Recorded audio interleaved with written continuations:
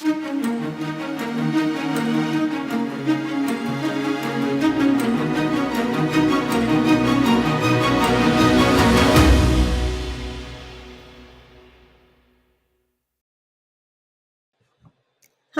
and welcome to the Distinguished Seminar Series.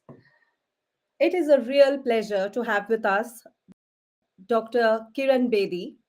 There are lots of accolades we can talk about and a long biodata we could read through, but I'm not going to do that because, as Dr. Kiran Bedi once told me 20 years ago when I could first meet her for my first interview, she said, "There's a library of stuff on me on Delhi, in Delhi, if you wish, and you can go take a look." So I'm not going in that direction. Instead, I'm going to share an interesting story.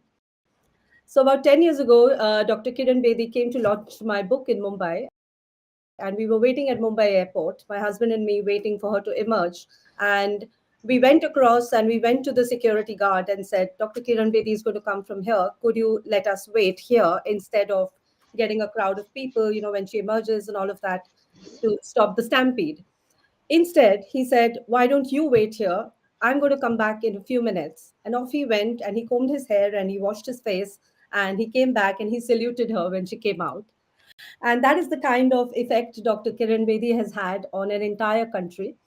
I'm very proud to tell you that 10 years ago, she came to Side Business School. She spoke live at the Nelson Mandela Theatre. We had 150 people in audience, and it was a fantastic afternoon because she gave us the case study of how a major program like transforming Tihar prison, the largest prisons, was done.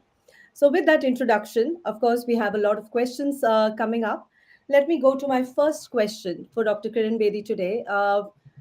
International Women's Day comes every year, and you are invited at so many forums every year. But this particular one seems perfect for you because it's accelerate action. And I don't think action is possible in any other way for you. You can only accelerate, right? So, my first question to you is, out of all the cumbersome procedures you've seen over the years, you worked in so many roles, faced so many roadblocks to make change happen. What do you think is the most important thing for any change maker anywhere to practice? First of all, thank the roadblocks for being there. Because without the roadblocks, how would you know that you can run the race well and do the winning? I think you really know whether you are an athlete. Without the roadblocks, you do not know the life's challenges. And what was the second part? Right. So the next question really is The second peers. part of your question. Sorry, no, there was just this part. I mean, the part was about the roadblocks. What is the most important thing that change makers should practice? As you said, first thank the roadblocks, right, and then deal with So, them. Manjari, I would say know how to keep the eye on the ball on the roadblocks and know how to remove them. To my mind, this is the way. Don't have the eye off the ball, which is off the roadblocks, and then see whether you go around it or you go over it. Excellent. Thank you. The next question is your peers.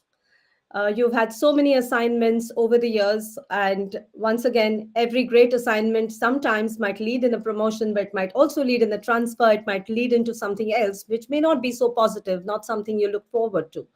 But in every assignment, almost, you might have faced peers, hostility, a lot of difficulty from difficult behavior from people who don't want you to succeed, who don't want you to make that kind of change.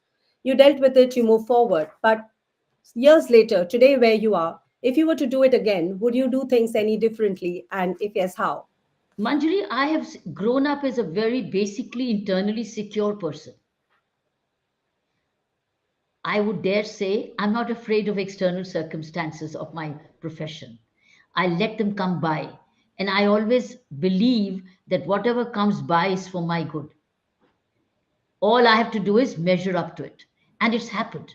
So therefore, I've never sought any posting. I've let postings happen. And then I emerged and gave every posting my best. And I gave credibility to that posting. If it was a punishment posting, so called money push, it became a prize posting after I left. It happened with my traffic police assignment. It happened with my prison management. and impacted many others. Earlier, when people were not wanting to go to such assignments, and I got them because they were very challenging, or secondly, was a very low profile. I took it as a challenge because for me it was a learning process. And I realized that by the time I left, they became prize postings. Excellent. Thank you. Apart from me asking questions today, I have some excellent colleagues from Side Business School who are here. The first among them here is Jyotvir Singh Gill. And Jyotvir Singh Gill is the lead at technology lead at Side Business School, and he has a question for you. Over to Yes, you. Jyot. Yes, Thank Jyotir. you. Thank you, Manjiri. Thank you, Dr. Bedi. It's truly an honor to hear from you today. I want to say that you're not only an inspiration to many communities and generations, but also for myself as a proud Punjabi. I know you're from Amritsar, and I do want to say Sat Sri Akal to you. So my question, Dr. Bedi, is even 50 years after super achievers like yourself overcame barriers, patriarchal mindsets amongst communities and families can still sometimes be limit aspirations of young girls.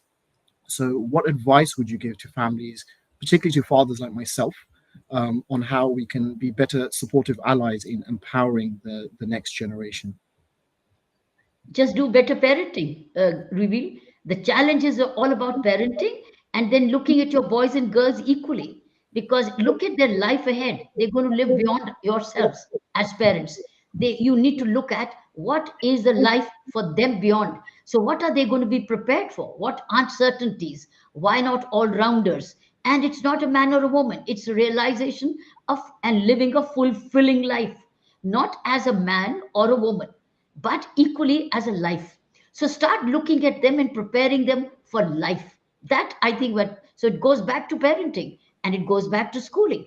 I think the key roles is the school teacher and the mother and the father.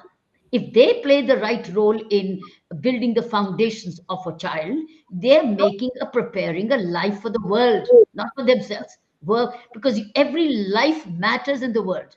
You never know who is who we are creating. We can create an angel and we can call a not an angel. So if we are to create a life, it's a parenting and the school teacher. College is much after. Thank you. Thank you, Jyotvir. Thank you for the excellent answer. And my next question actually comes from the same direction 50 years later. Unfortunately, what you managed to do 50 years later, sorry, 50 years earlier, is still happens, especially in Indian society. And it brings me to a very, very interesting, but I would say lesser known fact about you, and that's more personal than professional. Is it true that apparently someone you cared about a great deal uh, may not have given you the freedom and given you the really your life would have been very different if you were with someone else, but instead you chose someone else who you got married to and you had a happy married life and who passed away. But even 50 years earlier you chose to do what it's so difficult to find even today, that you put in your joint savings and gave a joint reception, shared the cost of the wedding and everything else. So what gave you that courage and that conviction to say no, which is so difficult for young people even today? Again come back to my growth.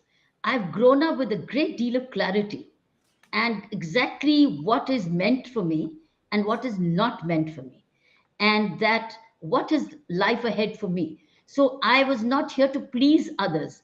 I finally had to take charge of my own life. So what you're referring to is somebody who was a good tennis friend of mine and was very brilliant academically. We were great academic friends. We were also tennis friends. And I and he were going along together, thinking we will look at life ahead. One day I realized and I sensed it and I saw it, that he and his family probably would expect something in return from my family as part of the wedding. And moment I sensed that, for me, he mattered a lot, but I did not take a, a day longer. I suffered a lot because, as you know, and it was my first ever. It was my first crush and my first love affair, if you ask me. But I dropped him like a hot brick because I realized he was not the right partner in my mental companionship. Because what is in life is beyond your physical companionship. What is important is your mental companionship. And I've realized he was not the right kind. So I dropped him like a brick. It had a setback for a year, emotional setback, but I really grew beyond. I really realized my strength within, and that I could detach and I could grow. And I think that was one, I was proud of my own decision. But Thank you. then we got married. When I got married later, oh yeah, there was not a penny's exchange, and it was a joint reception, and where my husband and I spent money out of our own savings, something which was in 1975, something which is still not being done in 2025. We did it. I and my husband earned out of our own earnings at that time and spent and invited our parents for a reception. Before we did the reception, we were both playing tennis together. So we just got out of the tennis kit, got into a little small wedding, suitable wedding dress, and threw a joint reception out of our own earnings. That is so lovely. So lovely to hear that. Thank you. Yes, I have a very interesting question coming up from Siobhan Frank. Very proud to tell you that she's our interim head of our executive MBA program with very senior professionals in her program. Over to you, Siobhan. Yeah, thank you. And thank you very much, Dr. Bedi, for speaking with us today. It's an honor to have you speaking to the SBS or the SIU Business School community here. My question sort of builds on what you just said as well about the importance of having a really strong sense of direction within yourself, and that was from your personal experience. Now, here on the Executive MBA and some of our other accredited programs for executives, we encounter women from across different countries and across different industries who've made it through the ranks and who are now in senior positions, but they're still seeking those top level roles. So thinking too to what you just answered and maybe your personal experience, what advice would you have for them? Keep aspiring for the top position, keep earning it, keep meriting it, keep delivering without worrying whether you will sit in the top position or not. If the positions to come to you, it will. But don't do it for the top position. Do it for the sake of purpose for which you are there. If you continue to fulfill the purpose for which you, whichever company, whichever job you have, one day you will earn it. It will happen. But if it doesn't happen, you continue to fulfill that purpose. See what happened to Indra Nooyi. Indra Nooyi is a great corporate leader example. She continued to deliver and she continued to work and she continued to earn and succeed. And see, she didn't work for a position. She got a position and she earned it and became one of the world's finest corporate leader. If you read her book and if you read her, listen to her interviews. So I would say, don't work for a chair, work for the purpose and earn it by merit. But even if after you haven't got it, remember, you will be known to have deserved it, but having not got it, rather than having got it, but not deserved it. Yeah, great. Thank you. I think very wise words to live by. Thank you. Excellent. Thank you. Thank you, Siobhan. I have another question from a former classmate of mine at Side Business School. His name is Tony Dennison. He is a very senior and now retired program manager from Scotland. But he has sent in his question, and I'm just going to read it out to you. And I think I'm very pleased to tell you that 10 years ago, when you were at Side Business School, he was very much in the audience at the Mandela Theatre. So the question from Tony is, how does Dr. Bedi manage to relate to both influential politicians and political leaders on the one hand, yet maintain humility to talk and work with common people? For me, this is one of her key virtues, an amazing woman. For me, humility is for the common man, not for the influential. Toughness is for the influential. Politeness is for the influential. Persuasiveness is for the influential. Humility is for the person who actually, you are the only one for him. So I am actually two different. I am a listener to both, but I'm tougher on the influential, but I'm kinder on the person who needs me more. So therefore, the ones who are influential look into my eye and know what awaits them. Whereas the person who is way down below takes me for granted that he would get empathy, he would get compassion, and he will get reasonableness. That's what I stand for. Because the influential doesn't need me. The influential doesn't need me. He may have other options, and nor do I need him. So I look him into the eye and give him what is his deserve, what he deserves, what he needs, what it needs. Of course, he needs care and respect, but I will not give him any other extra allowance because he or she is influential. Let me give you an example. A traffic ticket in my life as a traffic chief was given to the Prime Minister's car of India for having wrongly parked. The driver got a ticket. It was Prime Minister's car who got a traffic ticket. So while we were excusing and letting go some poorer or rickshaw pullers or others who were wrongly parked, or a three-wheeler who was wrongly parked, but the Prime Minister's car and the driver was not let go. So I think I'm clearly illustrating to you, because they know the rules more, they know their positions more. They're just trying to pull their weight. Influential cannot pull, or did not, or could not pull their weight, as far as I'm concerned, at my team, on my team, or on my organization. Thank you. Thank you. Right. We have another guest coming in from Bangalore. His name is Sameer Pariwal. He's an alumnus of Side Business School and MBA, former MBA student, and also a wealth management leader. Over to you, Sameer, for your question. Thank you, Manjiri. Dr. Bedi, as an Indian alumni of the Said Business School, it's a great honor to be speaking with you today. My questions regarding your time spent serving the United Nations as the police advisor to the Secretary General and also to the Department of Peacekeeping Operations. What would you say was your most memorable part of this stint at the United Nations? Two kinds of memories, Sameer. One unpleasant, and the other a very pleasant one. Which one do you want first? We can start with the unpleasant, perhaps. The unpleasant one was one of the peacekeeping missions in East Asia, called East Timor at that time, now called Timor-Leste, is one of the youngest nation in the world. You know, it parted away from its mother country. And it was a part of my peacekeeping missions, and as the United Nations peacekeeping. So I was in East Timor, and I walked the roads, I walked the streets, because we were there to put the law in place and etc. So policing, recruitment, everything, because everything has broken down. It was a new part, a new area of that part of the mother country.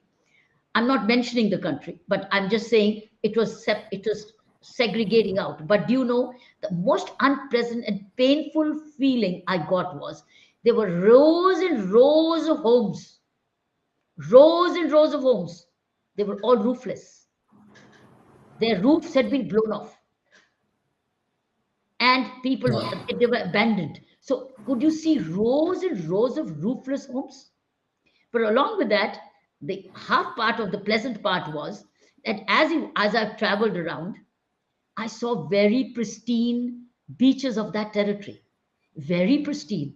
So on one hand, I had the power of destruction of the human hand. On the other hand, I saw pristine care which nature was taking of its own assets. So clean as a beach which had probably never been walked. It was so clean and so beautiful. So I saw the most beautiful part of that same territory, and I saw the worst part, which was so agonizing, the hand of human hand, and the pristine and the care taken by nature itself, the human and the nature. And then the unpleasant. The very pleasant further was one of the African countries. There was a lot of poverty because of the war-torn countries we were traveling in peacekeeping. Do you know hungry people? Where were they getting their food? Which was so pleasant. They were all sitting under a fruit tree, and fruit-bearing trees full of mangoes and oranges. They would pick up the orange, they would pick up the fruit from the ground and fulfill their hunger. So I saw this as another fiat of divine grace, how nature also provides for. That's amazing. Thank you. Excellent. Thank you. Thank you, Sameer. Thank you. Right. I have another question, which I'd asked you 20 years ago, and I don't know if your answer is going to be different now. And the question was that actually Dr. Kiran Bedi is scared of nothing, right? There is nothing you're really afraid of. And I've always been curious, really, are you really afraid of anything at all? And I'll tell you the answer you had given me that time. And the answer was that if there is fear at all, it would be of two things. And you had said that one was of losing your mother, and the second was being dependent ever on other people. And this is so much more about your mother, really, because we've seen a pictorial depiction of her in the TV serial which was made on your life, and everything you've ever spoken or written about her, the way she was. And I'll never forget the sentence which you said that you gave her, you just earned, you didn't even think about the money, you just earned and gave it to her. And she followed you at all your postings. She managed the home for you, she did everything. And much to your surprise, she bought you a house from your own money, right? And given this, today, today is International Women's Day, is the week this week, and a lot of times the achievers come to the fore. And Tiffany and I, who has organized this event, we've discussed this often, that we bring in the achievers, but what about the wind beneath their wings? What about the people who make it all happen behind us? So what is your advice, really, to for us to appreciate the people who do so much for us, so that there is achievement at the Manjari, the parents will always remain the wind beneath the wings of their children. Parents will never ever they should forget that even if they moved on to another place, parents will remain the wind beneath the wings. For me, I flapped all my wings thanks to my mother. I worked 24 by 7 because my mother was at home. And I came back home exhausted, tired, hungry, in need of rest because of 24 by 7 work. But I was so loved and so much cared because that I was home with her. She wasn't with me, I was with her. My home was a family home. So I would say that when women get married in India or elsewhere, I don't see a reason for them to leave homes. They can continue staying in their homes, staying with their families. Let the husbands, so-called husbands, but husbands, they marry, they could join in. They could join in, or and the wife could join in the husband, but they could be on an eternal honeymoon. I was on an eternal honeymoon. My husband would join in, and I would go over home, and I was home as well. That is the reason. I would say I think we need to get over this patriarchal principle that now because an Indian woman has got married and she migrates to her husband's home. No, I think this migration must stop. Girl born wherever is continuing to be her home. The husband who's married her can join her, and so can she join the husband's home time to time. And when they choose, both of them choose to now have their own home and have right kind of support systems, they could fly out. But till then, if it's a working woman and she needs home support, the home must continue to be the wind behind her wings. That's exactly what happened. My family continued to be the wind behind my wings, and I could continue to flap all along. Even when my mom passed away, do you know, she left a remarkable support system for me, due to which I'm still continuing to fly high anywhere, and the home is well looked after. I have support systems both at work and at home, which is why I will be able to be so very productive 5 times of the day, 4 times of the day. That is that I owe it to them. So therefore, remember, to the parents of the world, continue. You've decided to be parents, please do not abandon your children. Continue, particularly if you have a working woman, particularly in Asia. You have a working daughter. She needs you all along. So, but give her the choice. She wants to leave, let her leave. If she doesn't want to leave, she need not be a migrant. The husband has a choice. Come home time to time, and she goes time to time. That means everybody gets a son-in-law and a son, and everybody gets a daughter-in-law and a daughter. But the daughters of India or daughters of Asia can choose not to be migrants. They can choose to continue to be in their own homes, and parents can continue to be the wings behind their working daughters. That's a really radical thought, Dr. Bedi. I wish more people would take notice. But yes, a great tribute to your mother as well. We now have an excellent guest with us, Josephine Fox. She's the Director of Global Inclusion and a member of the leadership team at Side Business School. Joe, over to you. Thank you. And thank you very much, Dr. Bedi. I must admit, I feel very privileged to have the opportunity to learn more about your experiences and insights firsthand. So just moving on to your career for a few minutes. So you've experienced many successes in your career to date, albeit with a few intermittent challenges, I'm sure. Would you share with us a little bit about an occasion where things perhaps did not go as expected and how you dealt with it? I was now at a stage, I was at the top of my service, the Indian Police Service. I'd earned it by 32, 23 years by seniority and merit, because I'd had 5 appraisal system, I'd had deserving 5 outstanding reports, which merits you to become the top position of the Director General of Police. That's the highest rank of my Indian Police Service. I had received that. Now was the time, there was a choice and a vacancy to be the police commissioner of the Delhi Police. That was a vacancy. I was the senior most, I was most meritorious. I was not appointed. I was not chosen. Why? Because the man at the helm at that time, in the Union Home Secretary, chose his buddy, who was 3 years junior to me. And even if I had been appointed, he could have still been, by seniority, succeeded me for 2 more years. There was no problem. Where was the rush to appoint his buddy? But I wasn't appointed. But what did I do? Rather than complain and sulk, I asked for an early retirement. And I recovered my 3.5 years of precious life and moved on to things which I was waiting to do. So I did accomplish so much more.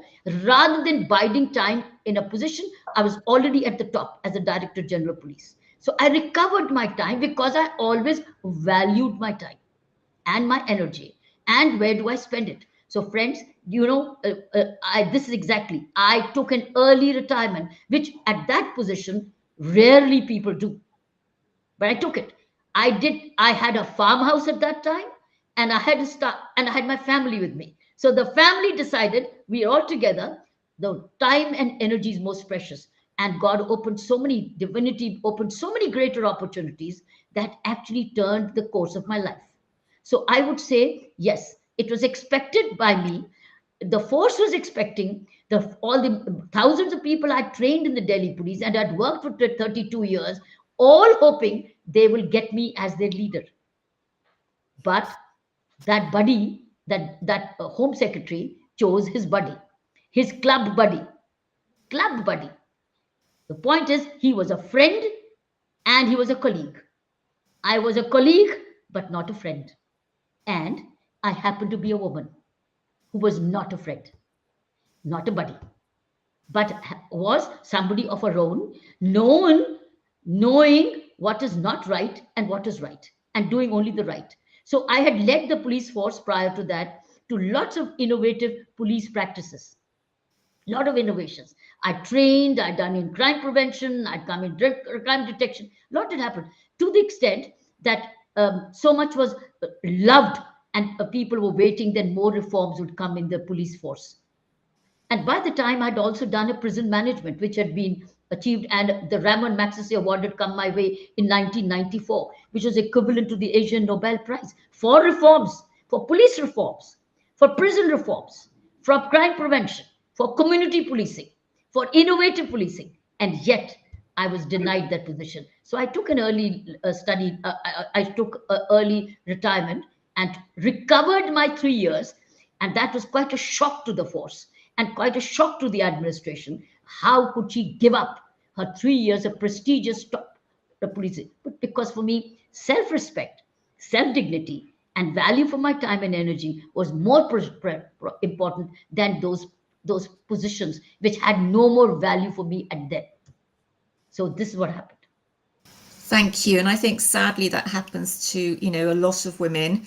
in the workplace. And, as you've quite rightly said, self-respect is so important, and, also ensuring that you really remember, what your personal priorities are, so you can recover, that position again. So thank you very much for sharing that with us. I think that's a really great lesson for us all.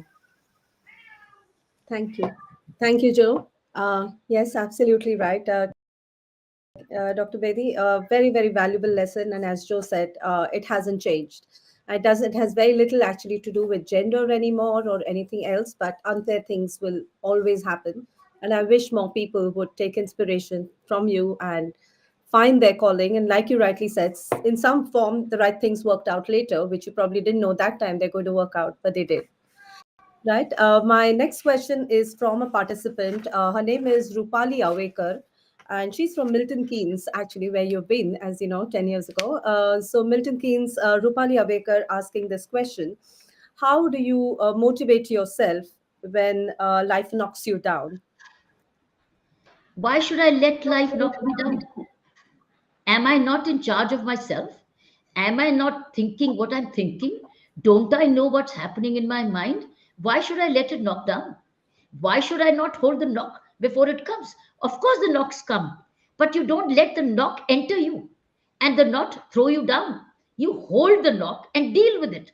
I think I have my only time when I did get knocked down was when my mother passed away. That was the biggest knock I had because she was a pillar of strength to me. But after that, that was a knock, and that was that she actually threw me open to the world. And so I'm a watcher of my own mind. I'm a meditator. I'm a yoga practitioner. I read a lot. I reflect a lot. I do self-talk. And I am not never lonely. I'm by myself. So I think I look at the knock, look like the knock. Knock came the police commissionership when it was denied. Wasn't it a knock? What did I do with the knock? I bolted them out. I instead bolted them away and opened my own doors. I became a television star after that. Siddharth Basu came with a great television channel called Aapki Kacheri. At that time, I became a television judge. And that big program became one of the finest in memory till now, where I sat on a civil judge and live. It was a live case where I could decide and mediate over programs. It was live, and I was solving people's cases. I became a national television star because I decided to take the bullet by the horns and let the knock me down. On the contrary, I stood up and recovered my own time. So I think it's the way you have to recognize a knock. The question is, knocks will come. You have to recognize the knock and let it not enter you. Shut it away. So it's mind management, but remember, it doesn't come by book reading.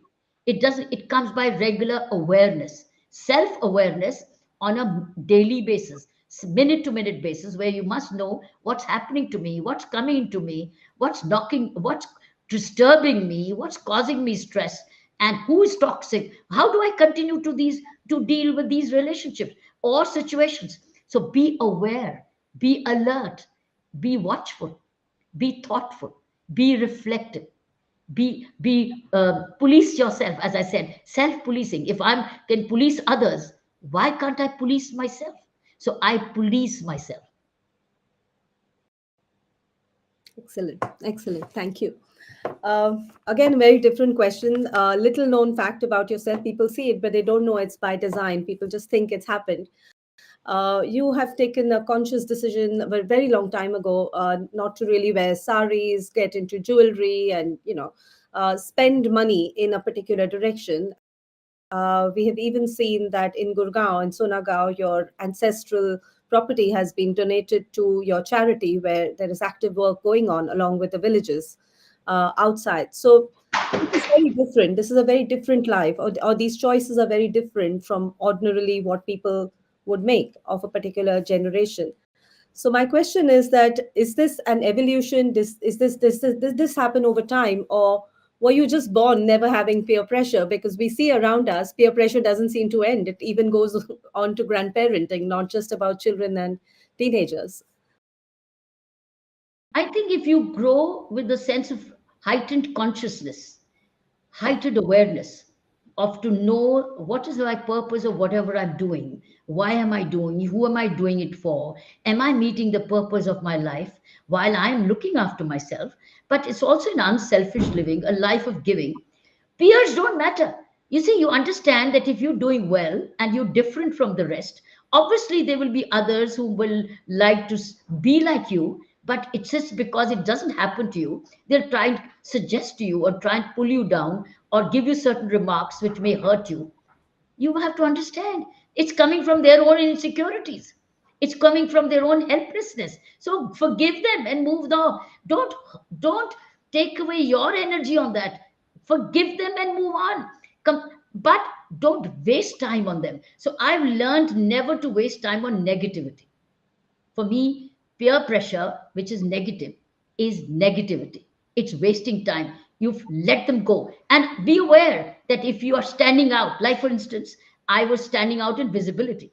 I was being much more interviewed. Well, the fact is that being a woman, obviously, I was being much more interviewed. In 1975, when I joined the Indian Police Service, it was the first time the United Nations declared it as the International Day of the Woman, and March 8th was declared. I happened to be at the helm of the Indian Police Service. I was the first woman in India to have joined it. So I was interviewed repeatedly. Obviously, there were many, many male colleagues who were not being interviewed. And there was a peer pressure. Oh, she's all the time being interviewed. She's all the time in the media. She's all the time talking. Well, what do I do? I haven't asked for it. It's coming. The only thing is I am not rejecting it. I'm accepting it. And it's a lot of hard work. So the peer pressure is hold your down, go low, be less visible, be low profile. I was a profile, neither high nor low. I was just myself. So I think what is important is being your authentic self. So I have in my life remained an authentic self while the peer pressure has come and gone. You talking only peer pressure? I'm talking of even senior pressure. In fact, there was a senior insecurity as well sometimes. Certain seniors also felt insecure when they were not recognized, when we were together and I was recognized. And I was now, so I felt embarrassed. Here I'm next to my senior, but the senior is not recognized, and I'm recognized. This happened around the world also.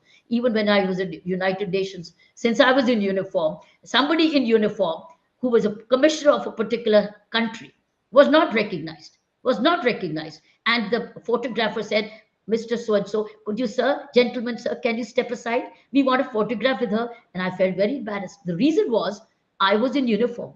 He was not in uniform. Why could he not be in uniform when he's on duty? So the point is, it's the way you look at your work, the way you do your work. It earns you your own visibility. But you don't do it for visibility, but you do it the right way, because that's the right way to do your job. When you're into policing, be in uniform, connect with uniform, interact in uniform, collaborate in uniform. So meet in uniform. Why go in civies when you are a police officer? So I think that's where it was. So envy, peer pressure is a part of life. You have to just let it go. Excellent. Thank you. I'm going to ask you a question which stems from my classmate Tony's question. It's about major program management and your experience at Tihar. I'm just going to liken what you did at Tihar to what we learn or have learned at Side Business School about major program management. And without really mapping it exactly to what is being taught, you seem to have done exactly that. You captured requirements through everything you did about your cycle strategy and keeping your boxes and other things. The second is after mapping exactly what's needed, capturing the requirement, you put together a lot of sub projects to make things happen. You put the monitoring system in place. Wherever things could not go straight, you reached out to the community through the books, through teachers, through everything else. And in the end, you, of course, celebrated the winning of the project with Vipassana, everything else. And in the end, you also put a sustainable program in place through your charities. So, would you like us to just take us through this journey with its nuances? Manji, let me put this thing in context, because I'm sure the viewers belonging to the Western world would not know what Tihar stood for. Tihar is one of the world's largest prison in liberal democracy. And why do say I say largest? Because It's a complex of thousands of prisoners where you have one inspector general or the one director general of prison, but it's thousands, there may be 25,000. During my time, I had 10,000 in one complex, and I was the only one inspector general. So I was in charge of lives of these 10,000 prisoners in one complex as a contiguous complex. So, and those 10,000 housed high security prisoners, two juveniles, two women, and even children with the mothers who could accompany, because the rules permitted the women inmates to bring along the child if they felt so. Up to the age of 6 they could stay with them. So I had this complex of 10,000 prisoners, men, women, gangsters, drug addicts, all of them. That's where I was posted as Inspector General of Prison. Now, in India, a police officer also becomes a governor of a prison. Now, I visited prisons in Britain and elsewhere. They're all called governors. I was the Inspector General. It was considered at that time a punishment posting. Why? Because the envy and the jealousy that she's very high profile, she's very visible. How do we put her away? So but leadership at that time, the male leadership of that time, decided to fix me, and they put me behind the bars, means big gates. And they said, now we put her behind the bars, and now she can't be now visible, so let's let her get locked in. They did not understand that inside the town was a township. Behind the big doors was a township of 10,000 ailing people. It was a sick hospital which needed doctors and surgeons and psychologists and social workers. And what did I do? I started with education programs from day one. I brought yoga from day one. I brought meditation programs for day one. Imagine, it was not violating the rules. The rules were there. Manual said the inspector general can design the policy of the prison, right? And they had no financial resources for teachers, for stationery, for meditation, for NGOs coming in. I did it all by encouraging volunteerism. Why? Because I was already an NGO volunteer myself. So I was volunteering as a child. So I'd volunteerism. I'd grown up with volunteerism. So I brought in a spirit of volunteerism. And I had hundreds of non-profit organizations being security cleared, coming to Tihar jail, coming and educating 10,000 prisoners. Every day they ran a class. We ran an education program from 9 a.m. to 11. Everybody went to school, language classes, literacy classes, primary classes, etc. So we started, books were donated by publishers. School bags came as donations, used school books came as donations from the nearby schools. I had no dearth of reading materials. My blackboards were made by carpentry factory from inside the prison. I had everything. So 9 to 11, everybody went to school. So imagine the change from an idle mind, now an educating mind, an idle mind to a workshop of education. So 9 to 11, everybody went to school. So what I'm saying, from schooling, we built on all NGO networking of culture, of meditation, and self-discipline, self-management. We brought in the panchayat system inside, the local self-government inside. We formed groups. So what I'm saying, by the time, do you know, even after 2 years, when President Clinton invited me for prayer breakfast meeting in the White House, because of this kind of work, they realized again it was too much. So they decided to bring me out of those doors, back out of the doors, saying this is too much. So what I'm saying is, but my purpose was fulfilled. I met the purpose for which I was sent, which was reformation, and stop the revolving door. And it was done it without any budgets from the government. And it's possible. It's a model. By the way, if anybody wants to read this work, it's downloadable from my website, kiranbedi.com. You can read the book. It's always possible. Right. Would you then like to talk about how this led to the formation of your own charity in this sector, and what's been the work done for prison reform after that? Manjiri, when the India Vision, when I received the Raman Magsaysay Award, it came with a certain amount of same amount of award money.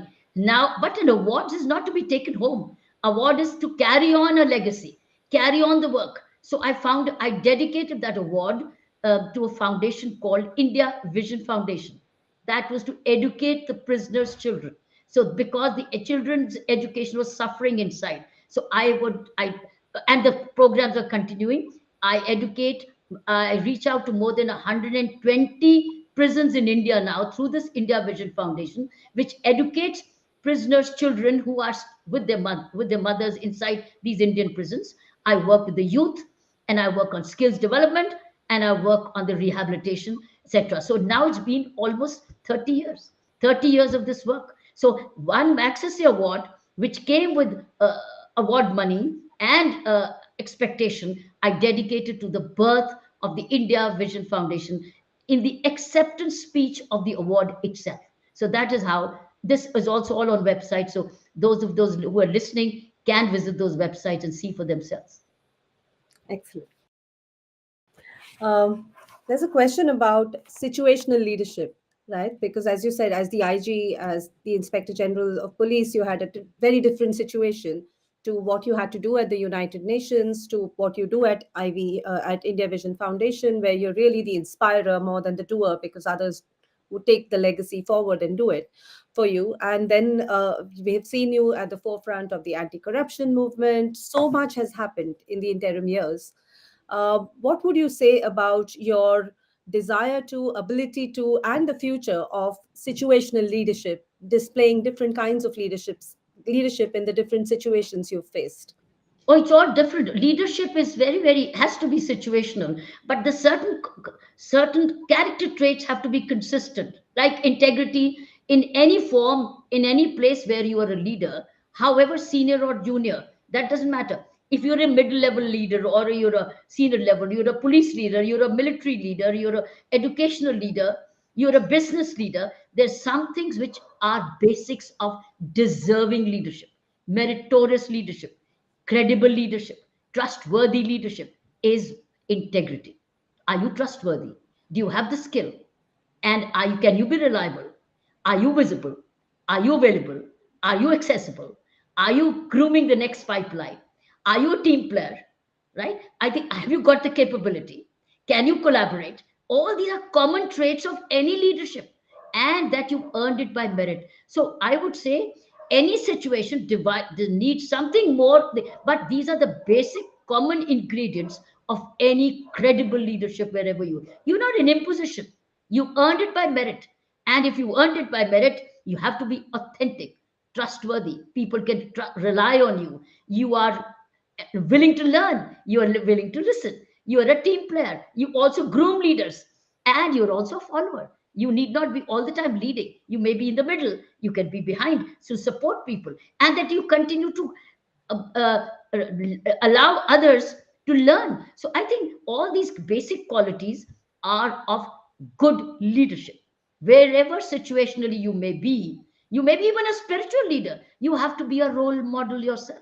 That's okay. So basically, a good leader is a happy human being, settled within, secure within, and not passing on insecurity around, and also very empathetic, compassionate, kind, giving. I think that's all these are what. So you talk to a situation, no situation, if there is a leader, can be a leader worth the name without all these common ingredients. It's different situation where he's empathetic, where he's kind, where he's tough, or where he's dictatorial. Military leader needs clear directions. Police leaders at times need clear directions, but all leaders don't. All leaders sometimes need listening. It needs learning. It needs teamwork. So it all depends. I think I have had situations of all kinds, whether it was decisive, or whether it was collaborative, whether it was team working, whether it's following, whether it's leading, whether it was innovative, whether it was taking all kinds of uh, putting systems in place, changing, innovating. I think so. These are all the important qualities of leadership, wherever you are, whichever situation you be. Amazing. Right. This brings me to another very different experience you've had. The first was, of course, prison reform and how it led to India Vision Foundation.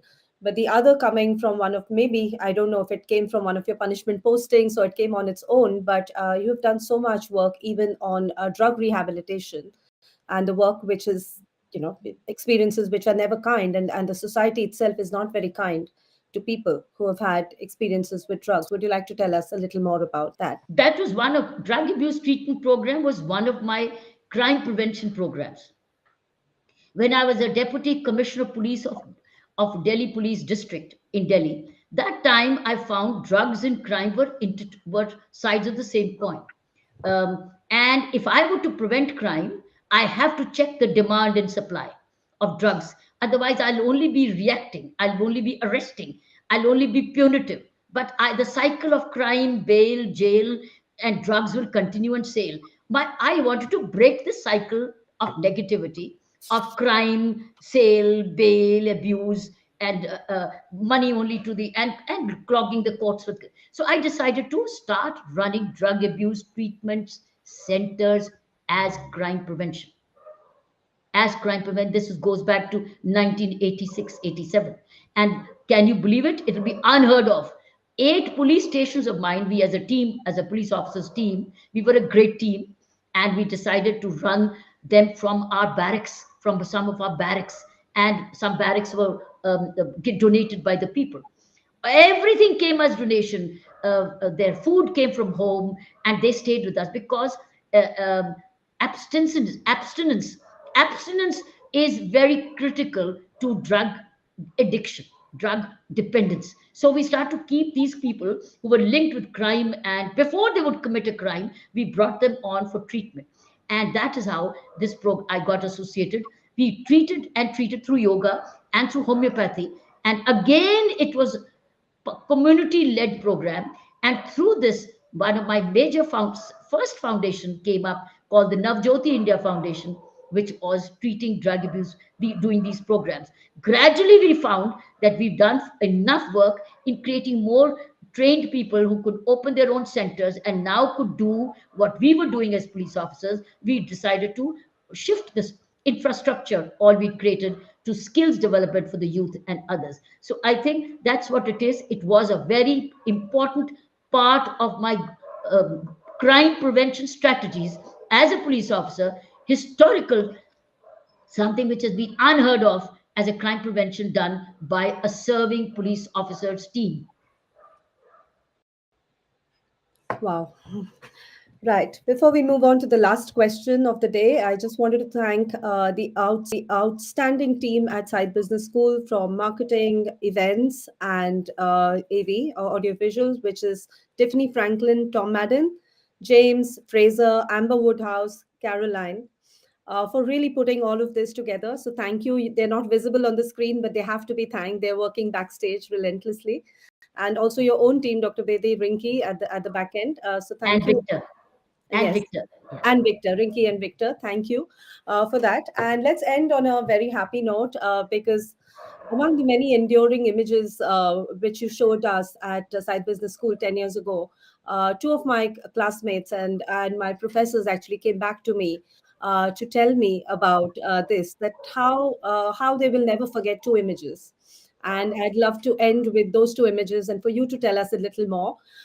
When you won the Magsaysay Award, you had showed us a picture of a big ship and how that represented Tihar prison and how everyone was working. So that was one. And that's so rare because, as you rightly said, the governor or the police officer is the enemy usually. They're the enemy of the prisoner, but instead here there was Diwali in the prison, thanks to your award. So the first one. And the second, one of my colleagues who used to work for the UK Air Force, a very senior leader at the UK Air Force, he said when he looked at the image of you sitting in meditation and 1,000 prisoners behind you, and he said that's the kind of impact and influence a leader like Dr. Bedi can have in your country, and we can't imagine that in the UK. So I'm going to end what I have to say on this note. Let's end with your narration of these two. Wow, thank you. Let's see the first. Oh, the one you have. This is a. Oh, you already see a picture of about 1,500 police officers in meditation with me. You've been talking about prisoners in meditation. I brought the same meditation program to police officers as well. You see this? So, because this is something on mind management where you are self policing. And the best story out of the 1,000 meditation programs from prisoners is which you haven't got that picture, but you got the police officers, was a Norwegian story. The Norwegian inmate, after having done the Vipassana meditation program, do you know what? Do you know what they did? What he did? He went to the court and said, "Honorable Judge, sir, I want to speak out." He had done his program, and he said, and judge said, "What?" He says, "I want to admit my guilt because I want to lighten myself. I want to get off this chest that I am hiding and telling lies. I'm now much more alert and self-aware. I want to admit my guilt and I want to get over it." The judge said, "Do you know it will mean life imprisonment?" He said, "Yes." His name is Leo Gaznia. He's in my book, so I'm not mentioning a name for the sake of it. It's a part of the book. So Leo Gaznia, living in Oslo, and he's proud of what I'm saying. If he hears this interview, he'll be thrilled. He went and admitted, and do you know what? The lawyer kept saying, "Don't do it." And he said, "Don't stop me. I want to get off my guilt." So the judge punished him for 10 years. He went back to the prison, and his news appeared in Norway television. This fact of this, the Norwegian president happened to be visiting India, and then the mother of Leo requested the Norwegian leader to plead before the government of India. Now he's convicted. Could he be either transferred or pardoned? Because the president of India has the pardoning power. And do you know what happened? The Norwegian request was granted by the president of India at that time, and Leo Gaznia was allowed to go back to Oslo free. So Leo benefited by the Vipassana meditation, and it's his story, a handwritten story in my book, It's Always Possible, where I'm not just saying it, it is written in his own handwriting how he benefited from that meditation program inside the prison. This is one. The second portion is, what did you say, the second portion? The second one was about the celebration after your award, the Magsaysay Eh, Award. That because I dedicated to the prison, and I said I announced it in the speech itself that the whole prison is self, because I said that all these programs are the results of a collective community based model. The prison model was collective, corrective, and community based. And I dedicated to the prisoners and the prison staff as a whole. And that's how, while I was receiving the award, they were celebrating back in the prison of the award. They felt they had all received it. And of course, when I came back, we all celebrated again. What a wonderful visual to part with. Thank you so much. It has been an absolute pleasure for everyone at the Side Business School, its staff and students and faculty to have you with us. Thank you very much.